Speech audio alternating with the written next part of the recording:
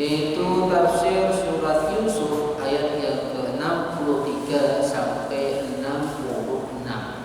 63 sampai 66. A'udzu billahi minasy syaithanir rajim.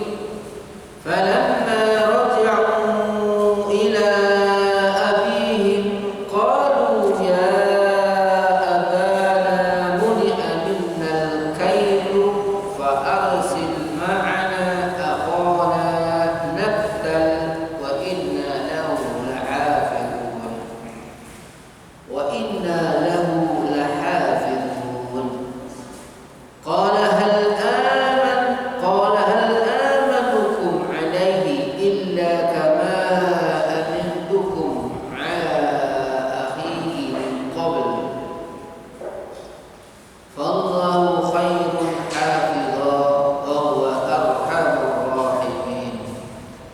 Walamma fatahu mata'ahum wajadu bida'atahum ruddat ilaihim qalu ya abana ma nabghi hadhihi bida'atuna ruddat ilaina wa namiru ahlana wa nahfadhu akhana wa nazdadu kayla ba'ir dhalika kaylun yasir.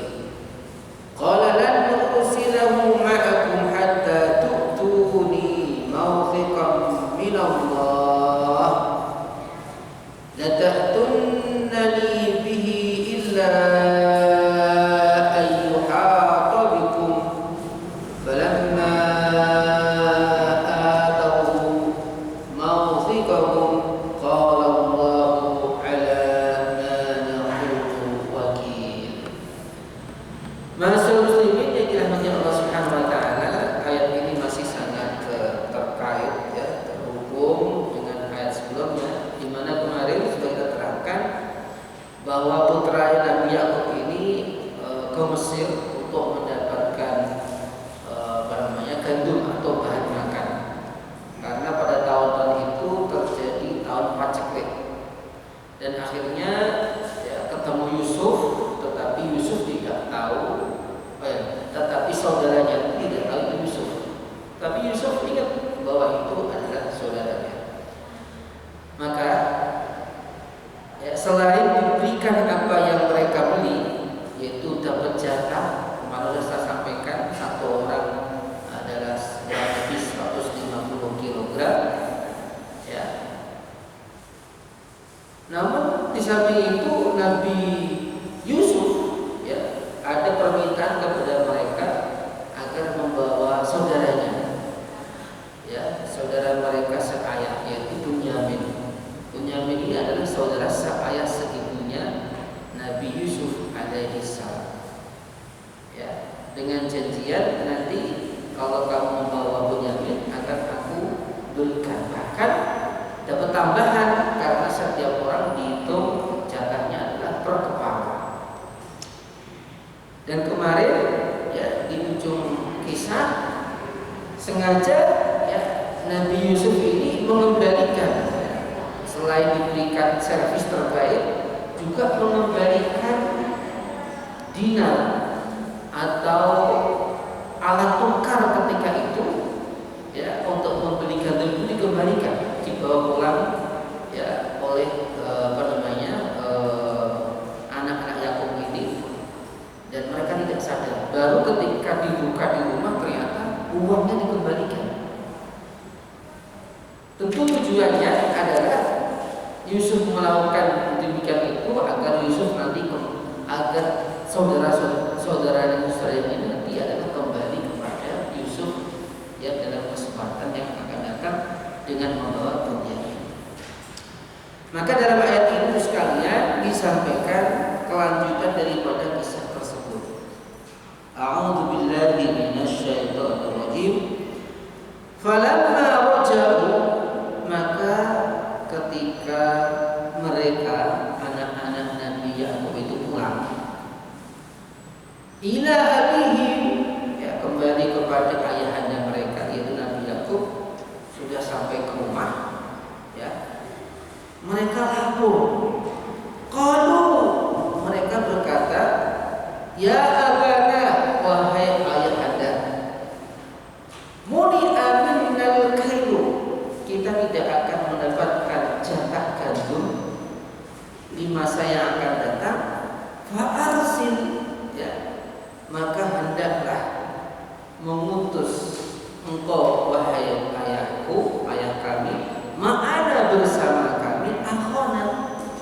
saudara kami yaitu Bunyamin.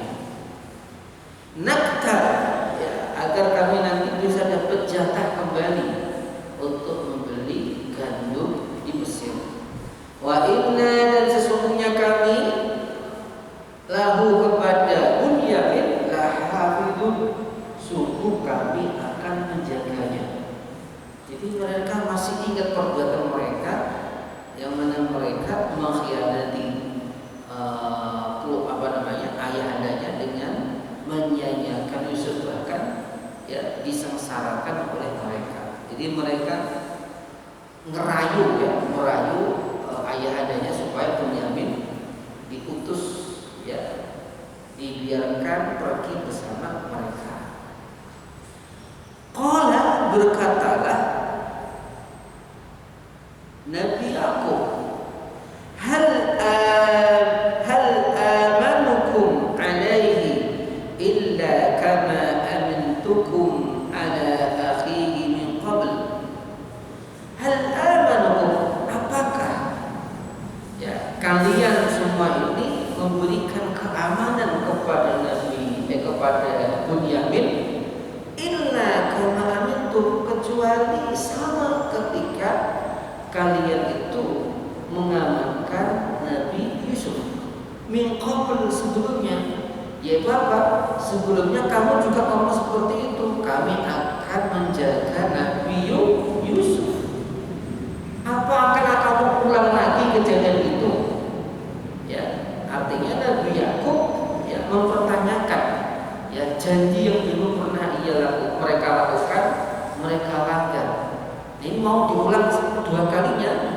Maka dikatakan sini, hal amanukum alaihi illa kama amintukum ala akhihi min qabl. Wallahu khairul hafidha, ya, maka Allah adalah sebaik-baik yang menjaga. Wa huwa arhamur rahimin, dan dialah, ya, zat yang paling rahmat kasih sayangnya di antara yang memberikan kasih sayang. Walamma fatahu, maka kemudian, ya, setelah berbincang-bincang menyampaikan laporannya terkait tentang syarat diperbolehkannya mendapatkan jatah makanan dari Mesir, mereka kemudian membongkar gandum mereka. Ya, dikatakan di sini walamma fatahu, maka ketika mereka membuka di kantongnya itu dibukain, ya, mata'ahum, ya, barang-barang mereka, wajadu bidawatahum ruddat ilaihim, mereka menemukan, ya, di sak atau gandum tadi, ternyata mereka menemukan, ya, alat tukarnya itu dikembalikan kepada mereka. Berupa dinar atau dirham itu dikembalikan mereka, dimasukkan di dalam gandum yang mereka bawa dari Mesir.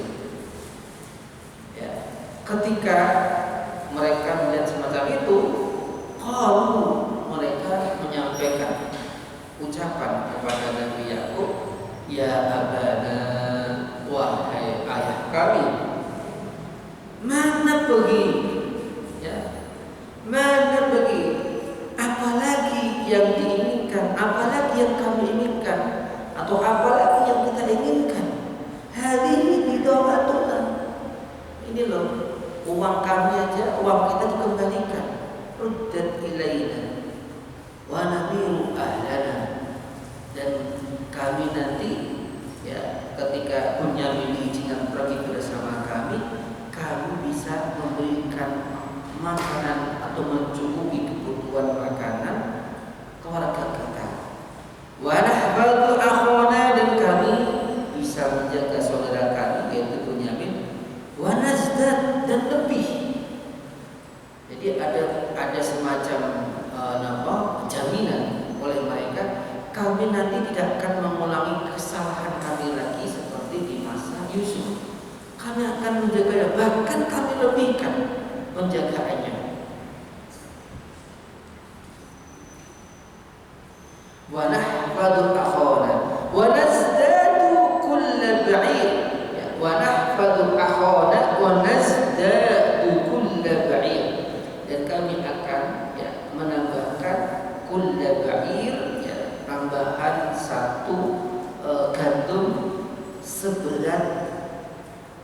timbangan onta yang kemarin kita hitung kurang lebih 150 kilo.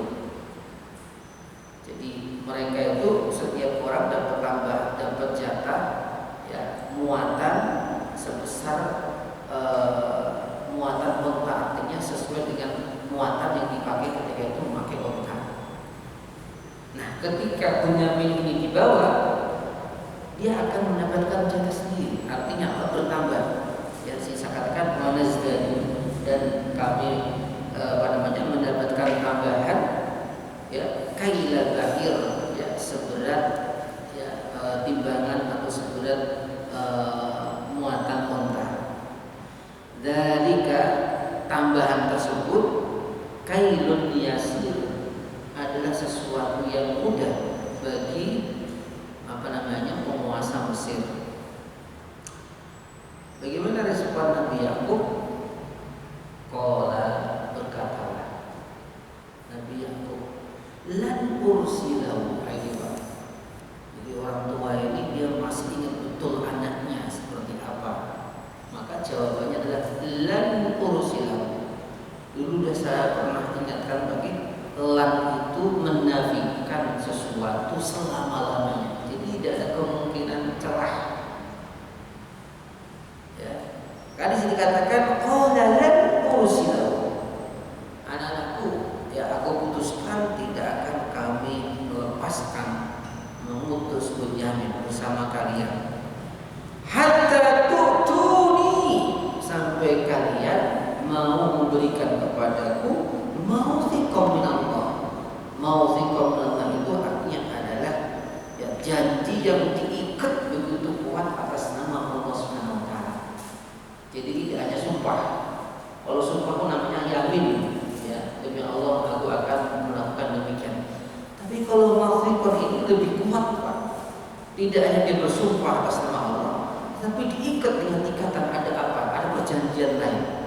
Kalau terjadi apa nanti kayak begini, ya. La ta'tunani, ya, perjanjian itu berupa apa? La ta'tunani, sungguh kalian harus mendatangkan kembali kepadaku, ya, ya bihi, dengan membawa Nabi, dengan membawa Bunyamin. Illa ayyuhata bikum, hanya ada satu celah, kalian boleh tidak membawa kembali Bunyamin, yaitu apa?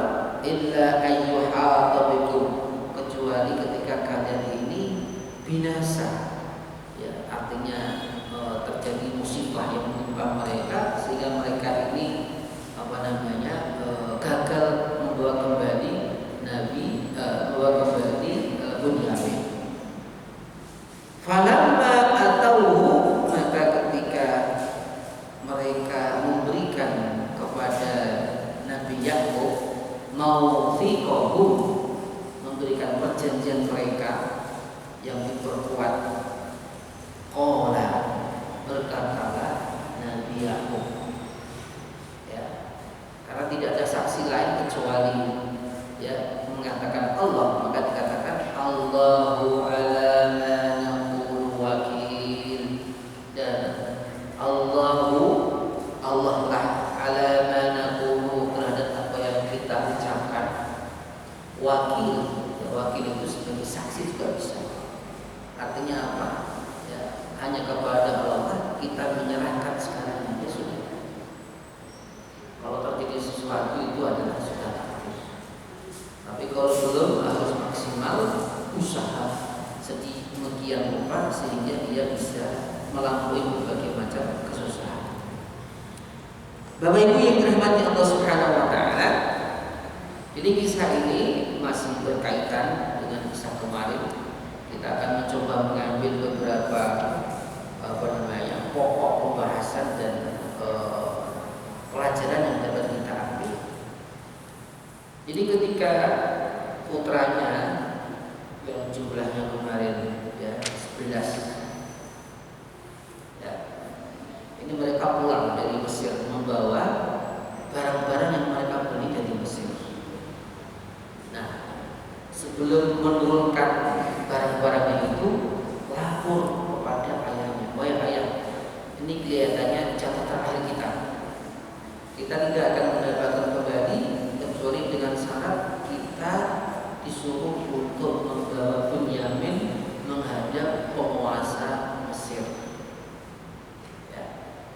dan kami akan menjaganya. Nah, perkataan kami akan menjaganya ini ya kemudian mengingatkan kembali Nabi Yakub bahwa dulu juga kalian mengatakan demikian ketika kalian meminta Yusuf diizinkan bermain dengan kalian. Lalu apakah kamu akan memberikan ya pengamanan kepada Bunyamin seperti kamu ketika dulu memberikan pengamanan kepada Yusuf? Nah, ini pertanyaan. Ya. Maka Allah kemudian menerangkan ya, bahwa Nabi Yakub kemudian mengatakan wallahu khairul hafidz. Jadi supaya baik menjaga itu hanya Allah SWT. Dan ini memberikan isyarat bahwa dalam hati yang dalam Nabi Yakub ini masih ada, kalau bahasa kita setruk. Dia masih ada setruk dengan anaknya. Dia merasa anaknya itu masih hidup. Dia itu merasa anaknya masih hidup. Maka dia mengatakan, dia boleh mengatakan wallahu khairul hafidz. Ya. Dia terus berharap ya positif thinking, berharap bahwa Yakub itu masih ada. Maka dipakai bahasanya adalah dan Allah, maka Allah adalah sebaik-baik penjaga. Ya. Artinya apa? Jadi kita ini kadang sekalian dihadapkan dalam sebuah ujian yang mana tidak jarang kita merasa kehilangan sesuatu, ya. Dan kita meyakini sebagai orang mukmin bahwa segala apapun yang kita miliki ini adalah milik Allah. Maka kenapa ketika kita kena musibah kita diperintahkan untuk membaca istirja. Istirja itu membaca inna lillahi wa inna ilaihi raji'un.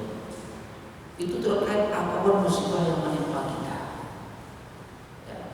Karena semua ini ya milik Allah dan kembali kepada Allah. Begitu pula ketika Nabi Yakub ya dikatakan oleh mereka bahwa Yusuf hilang atau Yusuf mati ya dimakan serigala. Tetapi dalam benak hati Nabi Yakub ini masih ada terngiang-ngiang, bahkan ada keyakinan satu saat dia akan ketemu lagi. Maka perasaan positif ini diungkapkan dengan mengatakan ya wallahu khairul hafidz. Tidak hanya itu, wa huwa arhamur rahimin, dan Allah itu Maha Pengasih. Artinya apa? Dengan rahmatnya, kasih sayangnya Nabi Yakub ya akan dipertemukan kembali oleh Allah. Dan itulah yang menjadi doa sekali. Ya, menjadi doa. Maka ya ini termasuk hal yang bisa kita jadikan tawasul ya, dengan selalu membaca wallahu khairul hafidz wa huwa arhamur rahimin. Jadi kalau Bapak misalkan pergi kemana atau apa, ini dibaca ya, agar kita dijaga oleh Allah SWT. Wallahu khairul hafidz wa huwa arhamur rahimin. Ya. Nah, akhirnya mereka setelah menyampaikan pesan yang disampaikan oleh penguasa Mesir, dibongkarlah barang-barang yang dibawa dari Mesir kemarin. Ternyata mereka menemukan ya, uang yang untuk membeli gandum itu dikembalikan, ya, dikembalikan. Dan ini menunjukkan bahwa dulu sudah memakai mata uang. Apakah itu dinar atau apa, ini menjadi penelitian atau perbedaan di antara ulama. Nah, mereka kaget. Ternyata penguasa Mesir baik sekali dengan kita ini. Sudah kita diberikan timbangan gandum ya sesuai dengan yang kita inginkan, tidak dikurangi, tidak ditambah. Nah, ini ditambah lagi uangnya dikembalikan. Ini sesuatu luar biasa. Artinya mereka ingat bahwa perjanjiannya adalah mereka kembali lagi ke Mesir dengan membawa siapa? Membawa Bunyamin. Maka ini menjadi dorongan kuat anak-anak ini merayu Nabi Yakub sampai dikatakan qalu ya abana mana beli hadihi do'atuna. Wahai ayahku ya, apalagi yang kita inginkan ya, Sudahlah ayahku, ini luar biasa ini. Kita diberikan begitu banyak uang dikembalikan yang cukup untuk kita belikan lagi, ya kan? Tapi tolong itu, ya Bunyamin, berikan kesempatan dengan kami pergi ke Mesir. Nah ini Pak. Nah, makanya kemudian juga dikatakan bahwa nanti Bunyamin ketika ikut itu akan mendapatkan jatah lagi tambahan. Ya, kemarin saya katakan bahwa setiap satu orang itu mendapatkan kurang lebih 150 kg. Ya, itu satu muatan onta. Jadi onta itu dimuati kurang lebih segitu. Nah, apa hasilnya sekalian? Ternyata Nabi Yakub itu masih trauma.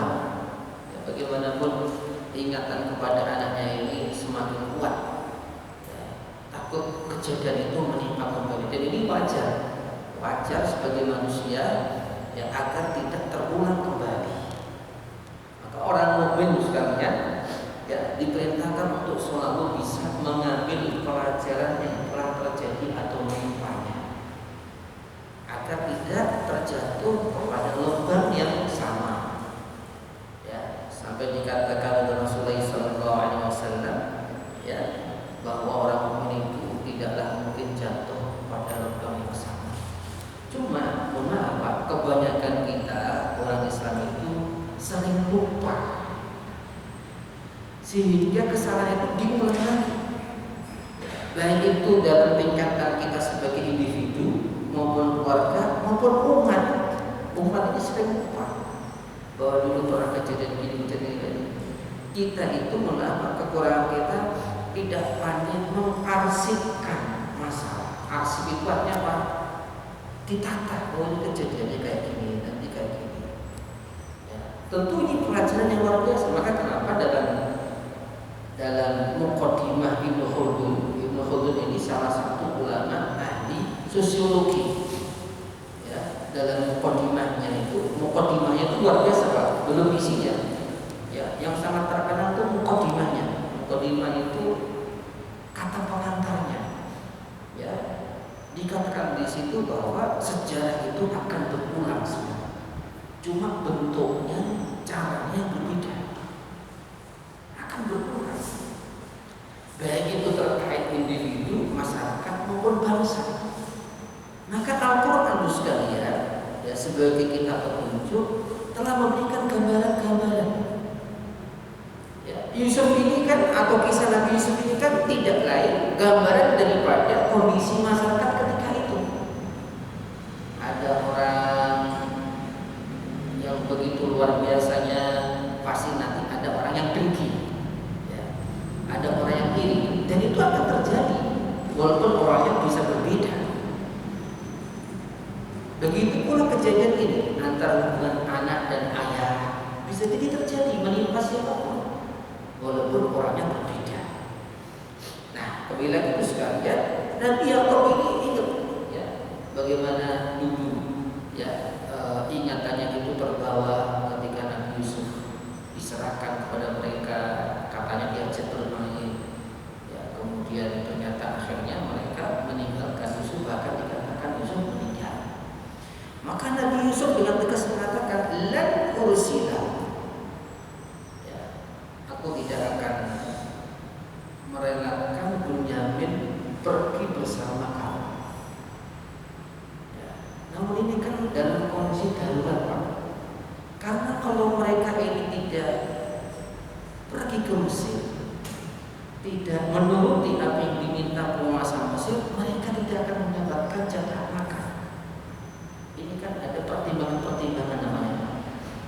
Maka kalau dalam fikih namanya Pak, ada namanya fikhul aulawiyah, fikih prioritas.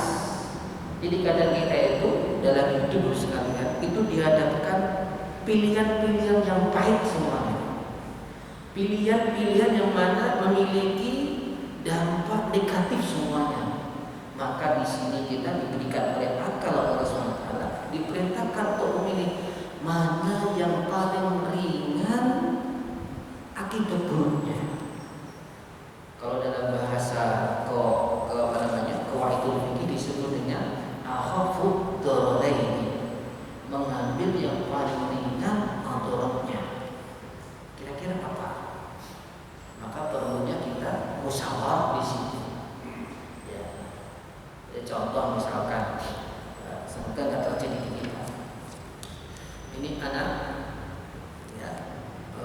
perempuan sudah berumur, ya, sudah berumur umurnya 30-an. Ini kan kalau standar wanita kan sudah lanjut Pak ya. Kemudian ada yang melamarnya, ya, tapi orangnya belum sesuai atau tidak sesuai dengan harapan. Nah ini kan pilihan-pilihan yang berat Pak. Nek dinikahkan kok nggak sesuai dengan harapan, nek nggak dinikahkan kok nanti tambah semakin lama atau bahkan nanti semakin nggak mau nikah. Nah, ini. Maka kita mengambil mana yang paling ringan mudaratnya. Kemudian juga kadang kita diharapkan dalam sebuah pilihan mana yang lebih utama, namanya prioritas. Ya, contoh misalkan kita punya uang sekian, ya, anak kita sedang sakit butuh obat. Tapi juga ini beras juga lagi habis. Ini gimana nih? Kalau bisa dibagi nggak apa-apa. Tapi kadang kita dipilih untuk salah satu mana yang harus diprioritaskan. Mungkin kalau nggak makan 1-2 hari mungkin masih bisa. Tapi ini anak udah kritis, maka harus didahulukan. Ini namanya prioritas. Dan itu hanya bisa diambil kebijakan oleh orang yang dawil basirah, memiliki pandangan yang mendalam, tidak gerusak-gerusuk. Nah ini Pak. Maka kenapa Nabi Yakub punya seorang nabi dibimbing oleh Allah Subhanahu Wa Taala. Ketika melihat bahwa ini hanya ada pilihan, dia mau menyerahkan Bunyamin, kemudian dia nanti akan mendapatkan bahan makan atau tidak. Kalau tidak, dia akan kelaparan. Pasti nggak ada sumber makan lagi. Bagaimana? Kalau bisa dua-duanya didapatkan, alhamdulillah. Tapi kalau enggak kan harus memilih Pak. Maka tadi dikatakan mana yang paling prioritas atau mana yang paling ringan mudaratnya kita ambil. Nah ternyata jika pilihan itu bisa diambil dua-duanya dan tidak ada dampak dan tidak ada dampak yang mudarat, maka itu bisa diambil. Seperti yang disampaikan oleh Nabi Yakub ini sekalian. Ya, dia memberikan perjanjian. Ya, perjanjian itu lebih kuat daripada sebelumnya. Kalau sebelumnya hanya janji, misalkan nanti tolong dijaga Yusuf ya, oke kita akan menolongnya atau menjaganya. Hanya perjanjian. Maka ini disebut dengan waktu janji. Tapi kalau dikuatkan lagi namanya dengan sumpah. Sumpah itu sekalian kita lakukan karena apa? Karena pihak yang kita ajak interaksi ini ada kemungkinan dia mengingkarinya. Kalau mau sumpah enggak? Lalu sekarang Pak posisi sumpah tetap mengingkari atau Pak? Banyak sekarang kayak gitu. Nah, maka kemudian ada namanya tauhid. Tauhid itu penguatan lain. Kalau di bank syariah Pak misalkan, di bank syariah itu ya harusnya orang kalau misalkan dia mengambil pembiayaan atau dengan akad jual beli itu tidak harus ada jaminan Pak, tidak harus. Karena sudah jual beli ya, kenapa harus ada jaminannya? Namun karena manusia terutama zaman sekarang ini banyak yang mengkhianati, maka kemudian diperbolehkan adanya jaminan itu. Maka selain kontrak tanda tangan di depan notaris, ada tambahannya yaitu apa? Jaminan. Ya. Suatu saat jika dia tidak mau melunasi hutangnya, maka jaminan ini bisa dijual untuk menutupi kekurangan daripada hutang tersebut. Itu disebut dengan mawthiqah. Jadi penguatan, tidak hanya sumpah, tidak ada perjanjian di notaris, tapi harus ada bukti lain. Maka di sini sekalian dikatakan, ya. Jadi intinya itu pada dasarnya Yakub tidak mengizinkan untuk melepas Yusuf, kecuali dikatakan hatta tu'tuni, sehingga kalian memberikan kepadaku mawthiqan, ya, sebuah wasiqah, perjanjian yang dikuatkan. Apa itu isinya? Ya, mawthiqan minallah La takunna libi, sungguh kalian berjanji atas nama Allah, kamu pasti akan mendatangkan kembali anakku Bunyamin. Nah ini Pak. Ya. Illa ayyuhata bikum. Nah ini juga Pak. Di satu sisi Pak, manusia ini harus memaksimalkan ikhtiar. Ya Pak. Jadi Nabi Yakub ini mendidik anaknya, ya, agar bisa menjaga dan membawa kembali Bunyamin, ya, dengan perjanjian yang dikuatkan. Tetapi walaupun demikian, ya, beliau tetap membuka yang disebut dengan takdir Allah. Ya, kan ada sesuatu itu, ya, kadang berjalan tidak sesuai dengan yang kita inginkan. Ya, la tajri safinah. Ya.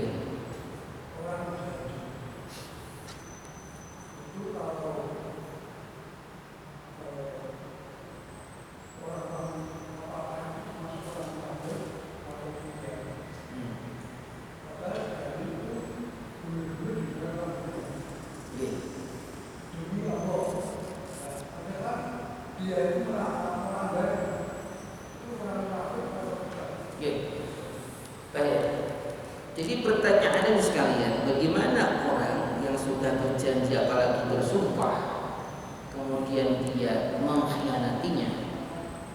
Ini termasuk, ya, kategorinya munafik. Tapi munafik ada dua Pak. Munafik akidah dan munafik amal. Munafik akidah itu apa? Orang yang mengaku-ngaku Islam tetapi dia berpura-pura, itu hukumnya kafir. Sepakat para ulama, ya, seperti dalam surat Al-Baqarah, ya, itu semua adalah terkait dengan munafik akidah. Tapi yang kedua adalah munafik amal atau pekerjaan. Itu seperti tadi, dia berjanji melakukan tapi ternyata dikhianati. Ya. Kalau ini terus menerus menjadi tabiatnya, maka otomatis dia menjadi orang munafik. Tapi kalau satu dua kali dia mungkin tidak menjalankannya, tapi itu mungkin karena dia tidak menjadi tabiatnya. Ini belum tentu kita bisa mengecap dia sebagai orang munafik, ya, karena membutuhkan ikrar, kebiasaan. Maka sampai dikatakan Rasulullah, salah satu mangkunna fihi, ya, ayatul munafik. Jadi kalau ada tiga hal ini ada di antara kalian ini menjadi munafik, itu artinya apa? Sudah menjadi bagian daripada perilakunya.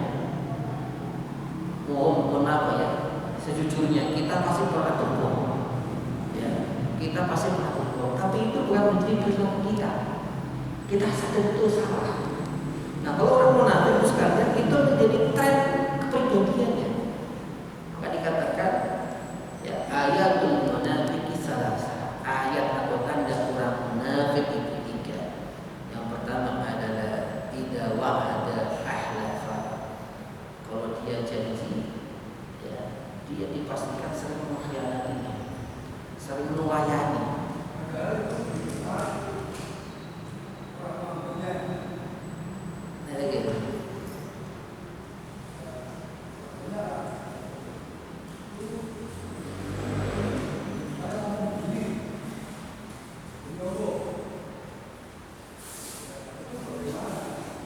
Kalau kasus itu sekalian, itu namanya yamin ya. Yamin itu sumpah. Jadi tadi saya lanjutin dulu ini tiga tadi ya. Yang pertama, kalau dia janji dia tidak menepati, kalau dia bicara dia sering bohongnya, kemudian kalau dia diberi amanah dia tidak menjalankannya. Ini apa menjadi tabiatnya. Maka harus kita hati-hati kalau kita mengecek orang munafik, harus hati-hati betul. Supaya kita tidak jatuh kepada memberikan justifikasi kepada orang, tidak harusnya seperti itu. Nah, adapun tentang yamin atau sumpah sekalian, ini para ulama mengatakan sumpah ini sebenarnya adalah perjanjian yang diikat atas nama Allah. Maka harus memakai salah satu nama Allah. Bila kemudian tallahi. Kalau dalam bahasa seperti itu, demi Allah, itu sumpah. Itu kalau kita mengatakan, orang mengatakan demi Rasul, demi cinta kita, itu tidak sumpah. Bahkan itu termasuk yang dilarang. Arti sumpah itu artinya apa? Kita meningkatkan ya perjanjian kita dengan Allah SWT. Maka berat sekali itu, ya, berat sekali. Ya. Sampai-sampai kalau ada orang yang bersumpah, kemudian dia mengingkarinya sumpah itu, dia terkena 3 hal. Kalau dia ingin bebas dari dosa. Ya. Yang pertama adalah memerdekakan budak. Ya. Atau ya, dia puasa. Ya, pertama memerdekakan budak, atau dia memberi makan ya 10 orang miskin, atau puasa 3 hari. Itu untuk kafarah. Kafarah itu melebur dosa daripada sumpah yang dilanggar. Maka ya cukup berat. Ya. Beda lagi dengan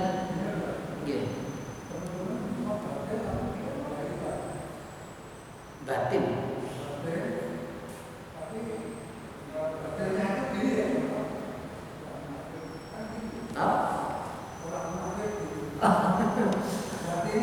Batin ya. Kalau batin ini Pak, urusannya hati. Dia tidak akan terkena sampai dia lakukan. Dia sampai terkena dia lakukan. Jadi menjadi taswis ya, suara di hati ini. Nah,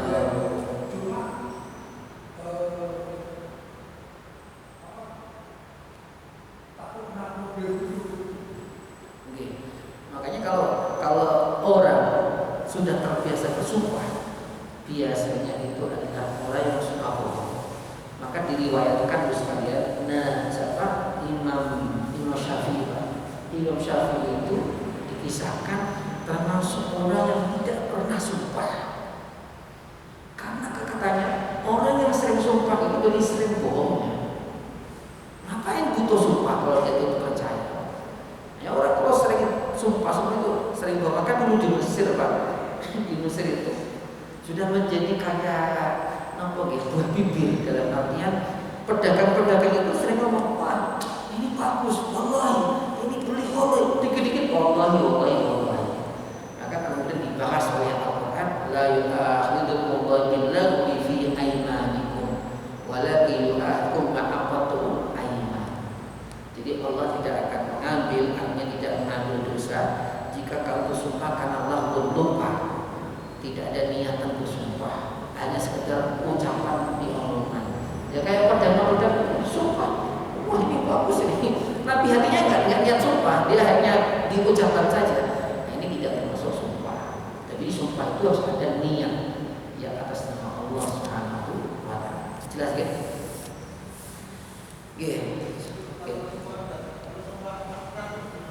Sumpah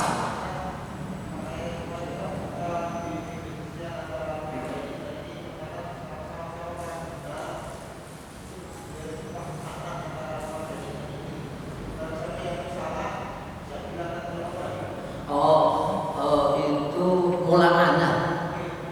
Itu hukumnya mula'anah sekalian. Jadi kasusnya ini sering terjadi kalau suami istri saling menuduh berselingkuh, misalkan atau gampangnya saling menuduh zina, tetapi tidak ada bukti. Ya, maka ini namanya sumpah mula'anah, sumpah saling melaknat. Maka setelah itu sekalian otomatis furqah artinya terpisah suami istri ini, dan tidak ada celah lain untuk bertemu lagi. Berbeda dengan tolak. Ya, tolak batin itu masih ada kemungkinan kembali lagi ketika yang dicerai tadi dinikahi oleh orang lain, kemudian ditolak lagi bisa kembali lagi. Tapi kalau mula'anah ini Pak, ya, cara bagaimana untuk memisahkan keduanya agar salah satu di antara mereka dipastikan mendapatkan anak Allah. Itu pasti Pak. Mula'anah itu ngeri sekali itu. Makanya kalau saya dikonsultasikan Pak, saya nggak mengajari itu. Itu sama dengan kayak mubahalah. Ya, itu sama kayak mubahalah. Ya. Jadi mubahalah itu jangan dikatakan kemudian di dunia mereka mati, nggak harus. tapi kena di akhirat itu loh. Bisa jadi dunia ini di istidraj. Itu paling ngeri. Istidraj itu diberikan nikmat macam-macam ya, tapi semakin jauh daripada Allah Subhanahu wa taala. Jadi jangan dikira itu orang-orang baik kok malah di penjara tuh gimana tuh? Tidak itu ukurannya. Tidak itu. Ya. Yang putih. Oh, masih.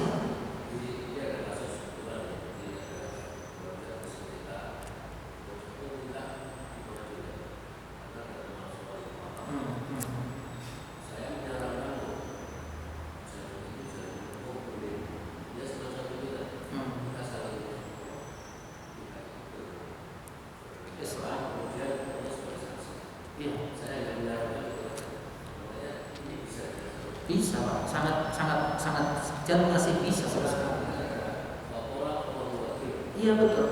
Jadi kalau memang ya di antara mereka ini masih ada rasa takut sama Allah, saya kira ini lebih kuat daripada pengadilan, Pak. Nah, pengadilan itu kan bisa apapun bisa terjadi. Tapi kalau ini ngeri sekali, Pak. Wallahu a'lam ma naqulu wakil. Sudah Allah sendiri nanti yang akan membalasnya. Kasarannya kan gitu ini. Ya. Dan itu